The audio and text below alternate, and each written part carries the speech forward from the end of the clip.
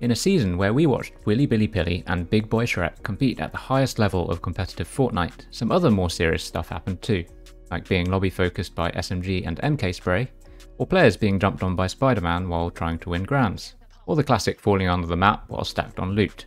But seriously, let's recap everything and tell the story of Chapter 3 Season 1 on EU.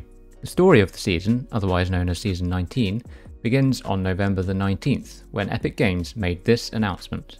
But hey, it wouldn't be Fortnite competitive without a little shakeup.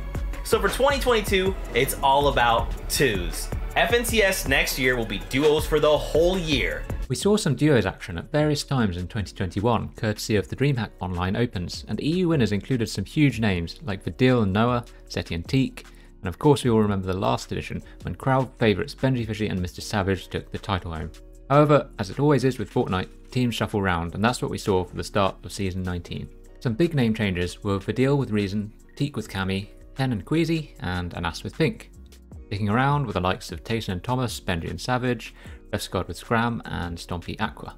Through December and the start of January, there were many third-party tournaments, and some of the names consistently appearing included 2021 breakthrough player Nebs with Hellfire, and Malibuka Moustache, who were finally starting to develop a real reputation for themselves outside of the publicity they had in steamy stacks.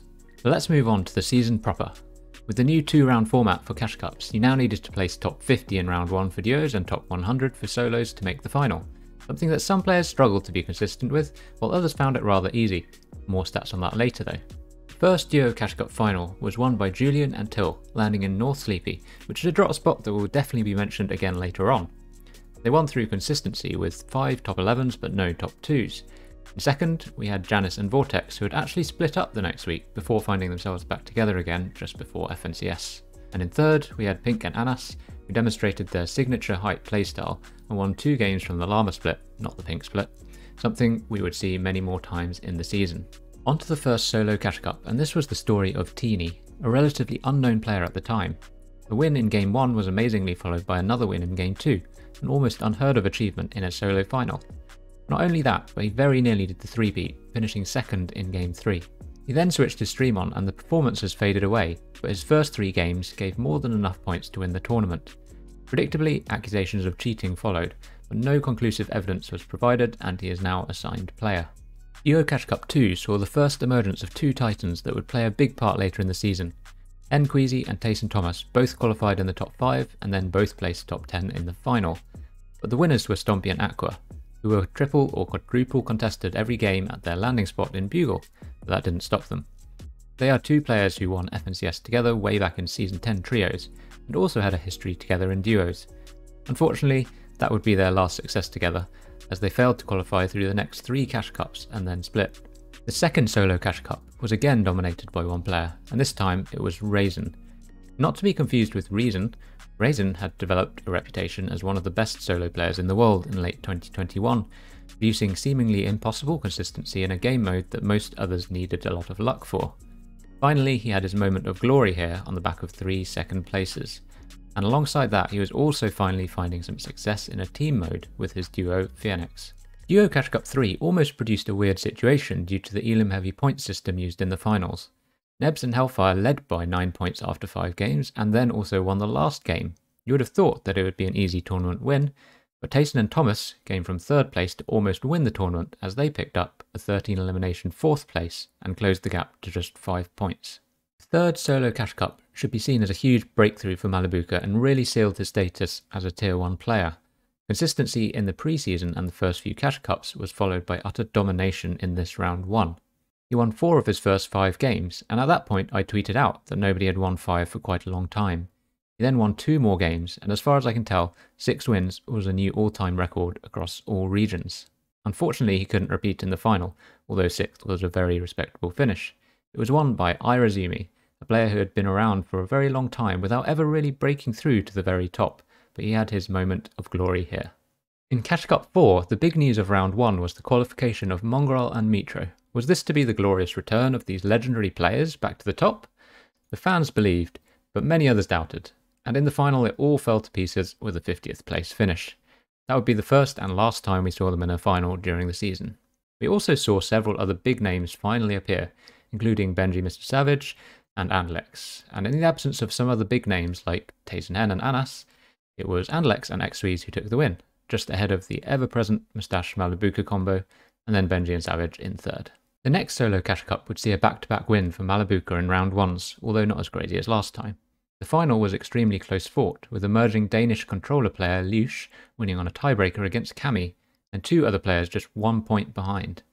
On to duos number 5, and if week 4 wasn't enough to stir up the Benji and Savage fans, their world record score of 249 points in round 1 must have been. However, they were contested in the final by DKS and Bad Sniper, and neither placed well. This was a battle that continued for the rest of the season, and we will revisit it. The winners were Cammy and Teak, whose mid and low ground play finally paid off to take the win in this tournament. Cammy was now on a perfect streak of 9 Cash Cup finals in a row, while everyone else had failed at least once a while ago. In solo Cash Cup 5, we saw Malabuka finally take home a win in the finals, with former winner Raisin in second. The win was utterly dominant, with a total of 211 points, 44 more than anybody else in any region this season. Every game was a top 10, and it included 3 consecutive wins, with 5, 10 and 11 eliminations. A truly remarkable performance. The 6th Duo Cash Cup was the last one before FNCS, and Spider-Man was finally nerfed to a reasonable state. Round 1 was won by Nebs and Hellfire, while the final was won by Hen and Queasy, and the two duos had quite the opposite fate in FNCS, as we will see. Also notable was that Cammy finally lost his streak in Cash Cup finals, ending on 10 in a row. And finally we reached FNCS. In general, the community was disappointed with the short format, with just 2 qualifiers spread over only 4 days. The requirement of top 400 to reach round 2 also caused some consternation, especially on EU, where there remained a tough target, and one slip-up in the final game would likely send you out. This was notably the fate of Nebs and Hellfire, who ended in 410th in Qualifier 1. Round 2 of Qualifier 1 would have a short 2-hour format, apparently due to the fact it was running on a school day. And with the top 8 in the Qualifier finals going straight to Grand Finals, Rifler and Marine were the team that made it look easy, landing at Butterbarn, with many other top-tier duos such as Hen, Cammy and Reason also securing their spot in the Grand Finals. Qualifier 2 required some clutching for some Tier 1 duos to even make the semi-finals. Among those in trouble were Nebs and Hellfire, Snazy and Nate, Andlex Xyz and Benji Savage. They all had different fates to each other, with Nebs missing out completely, Snazy and Nate just scraping into the semis, Andlex making it easily into the semis, and Benji qualifying for the Grand Finals, although rivals DKS and Bad Sniper had also already done it from Qualifier 1. Pink and Anas would win the qualifier, with 2 game wins, and winning games was something that they seemed to be achieving in every final they played, and they became one of the favourites for the Grands. Intertwined with FNCS qualifiers was another solo Cash Cup, this time won by Marine, although for the second time in the season it was so close that it was won on a tiebreaker, with Anas finishing as the runner-up. Hen and Queasy then won their second Cash Cup in a row and firmly solidified their tag as the favourites for FNCS Grand Finals. Then we came to the FNCS semi-finals. The lead-up was rather overshadowed by the start of the Russia-Ukraine confrontation. Several Ukrainian players were due to play in the semi and grand finals, and now there was a lot of doubt over that. They did all manage to play in the end, although undoubtedly their preparation would have been affected massively. With an all-new format, every game winner would go through to grand finals, as well as plenty of spots for consistency. There were many very good teams here that would have been a massive shock to miss out on grands, and the first session saw most of the highly fancied teams qualify, such as Janice, Taysen, Malabuka, Andlex, Chapix and Toos.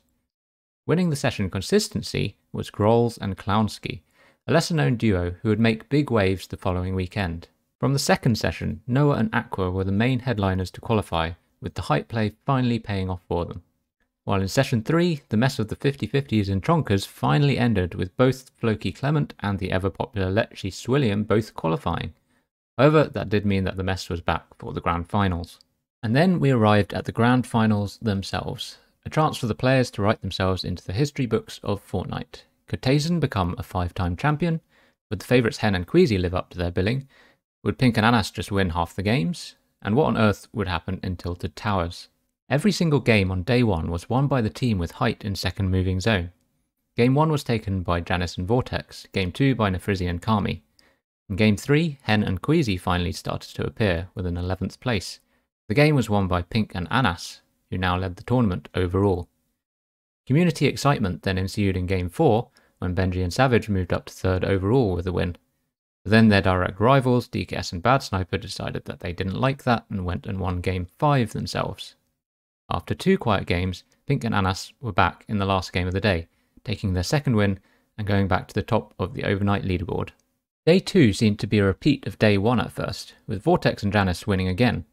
Further down the leaderboard, there was Benji and Savage struggling off spawn against DKS and Bad Sniper, and they would end up slipping all the way down to 36th by the end of the day, with their rivals in a very respectable 9th place.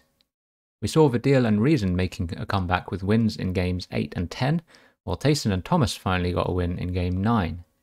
The consistency of Hen, Queasy, and also Kiriachi Stormywright was paying off though, and after a third win for Pink and Anas, the leaderboard was still very close going into the final game.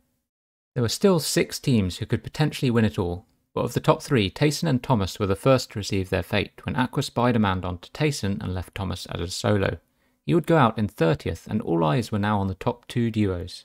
Hen and Queasy were playing their upper mid-ground game when suddenly disaster struck, with Queasy being taken out in a split second from height. With Hen as a solo, he started his clutch attempt. Meanwhile, on low ground, Kiriachi and Stormywright looked healthy, but then couldn't find the refresh that they needed and went down in 18th, leaving Hen needing just a few points to finish it off. He would not have known this though, and every placement was desperately fought for. For the spectators, nervousness turned to awe as they realised not only had Hen clutched the points, he was surviving further and further towards the end of the game, and the thought of a solo win was crossing people's minds. Some would call it fate, while others would just tell you that Hen is the best player in the world, but he went on to win the game, to take the FNCS title in ultimate style. In second place was Kiriachi and Stormywright, who had created their own amazing story as a Russian-Ukrainian duo, with Stormywright moving out of his home in Kiev and seeing his dad go off to war in the previous week. There was another solo cash cup going on that weekend apparently, and it was won by Tayson, who remains on 4 FNCS titles, but reminded us all that he's still here and he is still at the top. The deal came close, but unfortunately missed the first game and had to battle back in the remaining ones. The final duo cash cup felt more like an appendix, with some new duos trying out for the next season and others clearly not so motivated. A small redemption then for Andretta and Hellfire, neither of whom made the FNCS final with their old duos, but together they won this cash cup final. Perhaps we'll see more of them next season. I was away during 2 solo cash cup finals. The first one was when Malibuka won, and it was deja vu as I came back home this time to find out that he had won again. He even made a slightly prophetic tweet about how the lobby was scared of him earlier in the day. I guess he's wishing that I go away more. With 4 top 7s and a second and third in the last 2 games, DKS won the final cash cup of the season fairly convincingly in the end, becoming the 3rd controller player to win this season, something that we haven't seen for a while. Hellfire held the lead until he died in the last game, which also meant that nobody had won a duo and a solo cash cup this season. In terms of overall performance for the season, clearly the best performers in FNCS should be praised massively for their achievements, but here are a few more stats. These are the players who qualified for the most cash cup finals. Earlier I mentioned that Cammy had a streak of 10 from the start of the season, but it was actually Malibuka who took this title with an amazing 16 qualifications out of 17. The only one he missed was a solo cash cup for which he said he was ill. One thing that really stuck out during the season was the number of game wins that Pink and Anas were getting, and that's demonstrated here. They won 22% of their games in finals, which is incredible when you consider that in duos, the average is 2%. And finally, one about consistency, because some teams are more focused on this than on actually winning games, so here are the teams that were regularly making it to the top 10. Grand Finals surprise package Clown and Grolls win this stat with 47% of their games in the top 10. And you can see why Hen and Queasy were so successful, finishing second in this stat. And that was the story of Season 19 in EU. I hope you enjoyed it and it brought back some of the great memories from the past few months, and I'll see you around next season for more content and analysis.